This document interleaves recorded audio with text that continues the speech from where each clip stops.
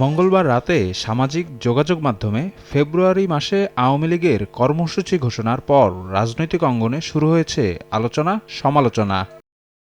দলটির পতাকা তলে অবৈধভাবে কেউ বিক্ষোভ করলে তাকে আইনের মুখোমুখি করা হবে বলেও হুঁশিয়ারি উচ্চারণ করেছেন প্রধান উপদেষ্টার প্রেস সচিব শফিকুল আলম। সংস্কার কমিশনগুলোর চূড়ান্ত রিপোর্টের ভিত্তিতেই ফেব্রুয়ারিতে আগামী নির্বাচনের সম্ভাব্য তারিখ ঘোষণা করা হবে বলেও জানান তিনি।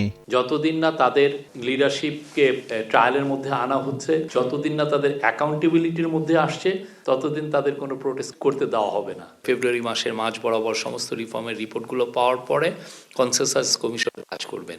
বিপ্লবে গণহত্যার ৬ মাস না যেতেই কিভাবে আওয়ামী লীগ কর্মসূচি দেয়, এমন প্রশ্ন তুলেছেন জাতীয় নাগরিক কমিটির মুখ্য সংগঠক সার্জিস আলম। রাজধানীতে এক অনুষ্ঠানে তিনি বলেন, শেখ হাসিনা দেশে ফিরলে তাকে ফাঁসিতে ঝুলতে হবে। খুনি হাসিনা বাংলাদেশে আসবে, তবে এসে সে আগে বিচারের মঞ্চে দাঁড়াবে, এরপর ফাঁসির মঞ্চে দাঁড়াবে। এদিকে দলটির কর্মসূচিকে গণবিরোধী উল্লেখ করে প্রতিহতে মাঠে থাকার ঘোষণা দিয়েছেন বিভিন্ন রাজনৈতিক দলের প্রতিনিধিরা। বুধবার জাতীয় প্রেস ক্লাবে রাষ্ট্র সংস্কার আন্দোলন নামে একটি সংগঠনের বৈঠকে এ ঘোষণা দেন বক্তারা।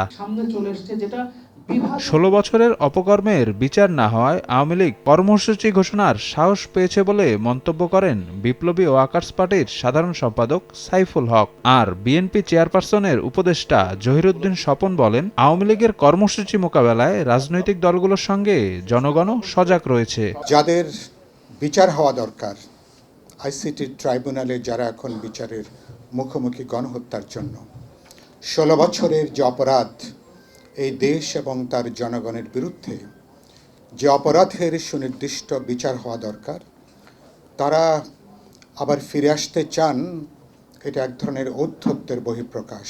আওয়ামী লীগের যে কোনো পদক্ষেপকেই শুধু বিএনপি নয়, বাংলাদেশের শুধু রাজনৈতিক বিভিন্ন দল নয়, আমি মনে করি যে আপামর জনগণই সেদিকে নজর রাখছে।